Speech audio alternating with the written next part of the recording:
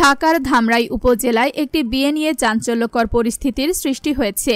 বিয়ের দিনক্ষণ ঠিক হওয়ার পর কনের একটি নাচের ভিডিও সামাজিক যোগাযোগ মাধ্যমে ছড়িয়ে পড়ে। ভিডিওটি পাত্রের এলাকায় ভাইরাল হলে পাত্রের বাবা ক্ষুব্ধ হয়ে বিয়ে বাতিলের সিদ্ধান্ত নেন। বিষয়টি নিয়ে কনের পরিবারের সঙ্গে উত্তপ্ত বাকবিতণ্ডাও হয়। কনের পক্ষ থেকে পাত্রের বাবাকে ফোন করে বিয়ের প্রতিশ্রুতি ভঙ্গের জন্য আইনি ব্যবস্থা নেওয়ার হুমকিও দেওয়া হয়। জবাবে পাত্রের বাবা সাফ জানিয়ে দেন, আমাকে ফাঁসিতে ঝুলালেও যাত্রাপালার মেয়েকে ঘরে তুলব না, দরকার হলে আপনার সব খরচ আমি দিয়ে দিতেও রাজি। এই ঘটনা এলাকায় ব্যাপক আলোচনা ও সমালোচনার জন্ম দিয়েছে।